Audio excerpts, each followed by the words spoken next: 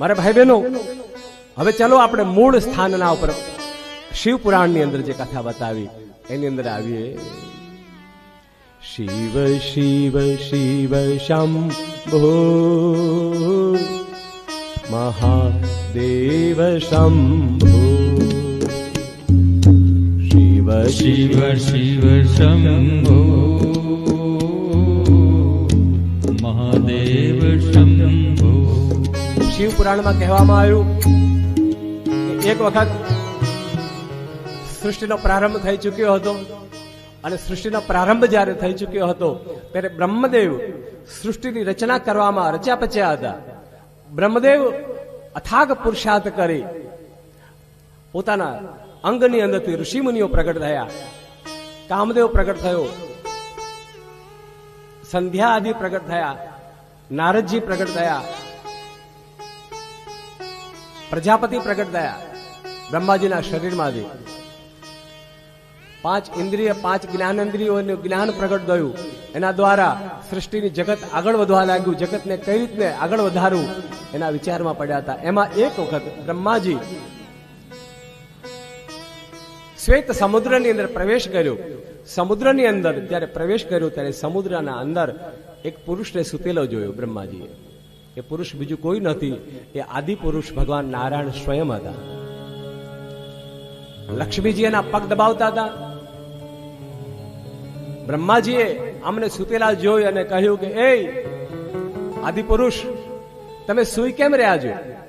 હું આટલો અથાગ પુરુષાર્થ કરી રહ્યો છું જગતની રચના કરવા માટે, ત્યારે તમે સૂઈ રહ્યા છો. અરે મને મદદ કરવી જોઈએ. અરે છોકરાઓએ બાપને મદદ કરવી જોઈએ કે ના કરવી જોઈએ?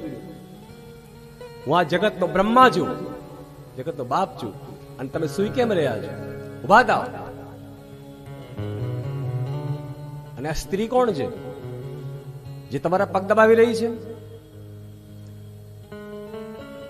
બ્રહ્માજી આવા વચનો બોલવા લાગ્યા નારાયણ પ્રત્યે.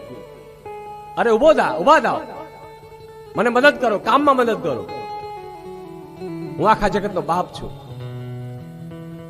નારાયણ તો મુસ્કાય છે. નારાયણનો સ્વભાવ છે હંમેશા મુસ્કાયા કરે. ભગવાન હસ્યા જ કરે. અરે હસે છે શું? ક્રોધની અંદર આવી જઈ અને બ્રહ્માજી બોલવા લાગ્યા, તને ખબર નથી મારી શક્તિનો, હું દંડ આપીશ.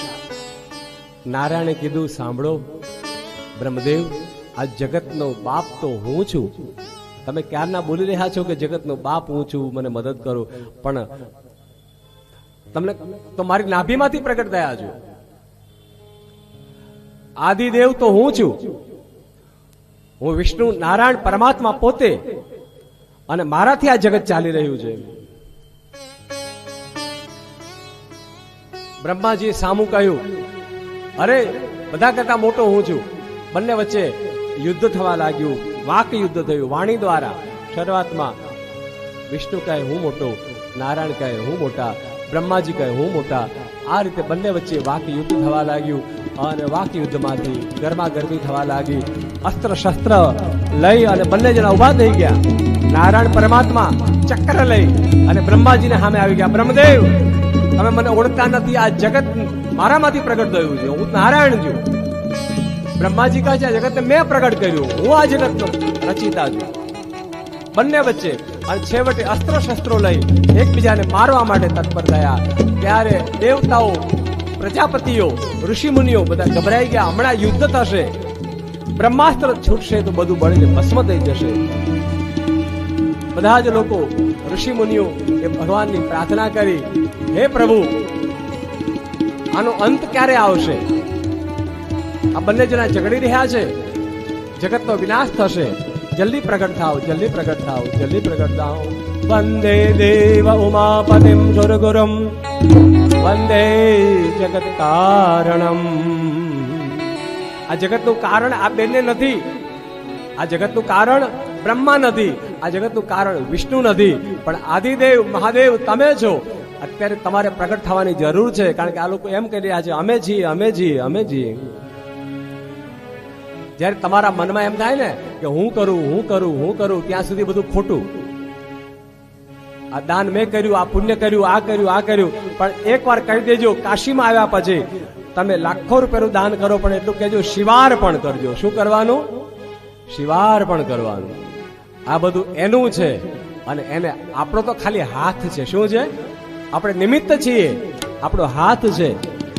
અને એ વખતે વંદે દેવ ઉમાપતિમ સુરગુરુમ વંદે જગત કારણમ. આખા જગતનું કારણ હે પ્રભુ, હે ભોળાનાથ તમે છો. અને પ્રજાપતિઓએ પ્રાર્થના કરી, દેવતાઓએ પ્રાર્થના કરી, બ્રહ્મા વિષ્ણુ તો ઝઘડવામાં પડ્યા છે, અસ્ત્રો શસ્ત્રો છૂટી ગયા છે, અને ભયંકર વાતાવરણ થયું છે. અને ભગવાન શિવને પ્રાર્થના થતા એકદમ ઓમકારનો નાદ થયો. ઓમકાર બિંદુ સંયુક્તમ. ઓમ અવાજ થયો, ભયંકર અવાજ થયો, બ્રહ્માંડમાં કડાકો થયો, અને એમાંથી પ્રકાશ થયો, એમાંથી પ્રકાશ થયો. એકદમ પ્રકાશ થતાની સાથે બધાની આંખો અંજાઈ ગઈ, કોઈને ખબર ન પડી કે શું પ્રગટ થયું. અને ત્યાં તો અવાજ સાથે એક સ્તંભ નીચે ઉતર્યો પૃથ્વીના ઉપર, અને એ બીજું કોઈ સ્થાન નહોતું, આ કાશી હતી. એ જગ્યા કઈ હતી?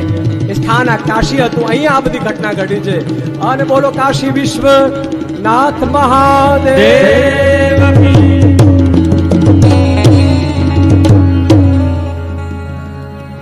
એક સ્તંભ તરીકે ભગવાન, જ્યોતિર્લિંગ તરીકે ભગવાન પ્રગટ થયા. અને લોહીચંબકથી જેમ લોખંડ ખેંચાય એમ બ્રહ્માના અને વિષ્ણુના અસ્ત્રો શસ્ત્રો બધા ખેંચાઈ ગયા, શક્તિ બધી ખેંચાઈ ગઈ અને સ્તંભની અંદર સમાવા લાગી. બ્રહ્મા અને વિષ્ણુ બંને જણા એકદમ શક્તિહીન થઈ ગયા. બ્રહ્મા અને વિષ્ણુ વિચારવા લાગ્યા, આ શું છે? આ કોણ છે?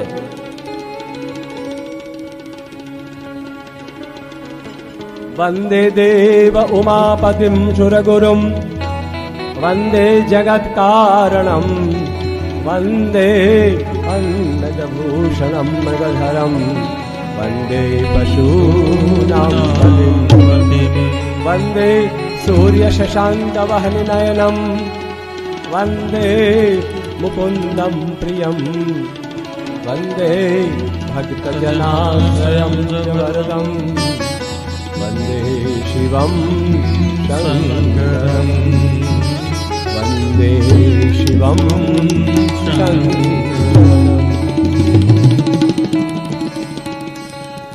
બ્રહ્મા અને વિષ્ણુ એ વખતે સ્તબ્ધ થયા અને આદિદેવ ભગવાન શિવના શિવલિંગ જ્યોતિર્લિંગને જોઈ અને બે હાથ જોડીને ઉભા રહી ગયા, કારણ કે બધી શક્તિ જતી રહી. મારા ભાઈ બહેનો, આપણી પાસે બધું હોય ને ત્યાં સુધી ભગવાન યાદ નથી આવતા.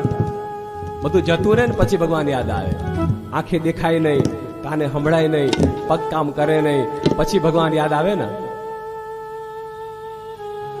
પછી ભગવાન, જયારે બધું જતું રહેવા લાગે ને ત્યારે ભગવાન દેખાય. પણ એ શું કામના? પછી ભગવાન દેખાય તો દેખાય, જેને દેખાય એને. પણ હું તો એમ કહું, ભગવાનને આજે પ્રાર્થના કરીને જજો, અમે જીવતા હોઈએ અને તું અમારે સામે પ્રત્યક્ષ દર્શન આપવા આવે. બોલો હર હર હર હર.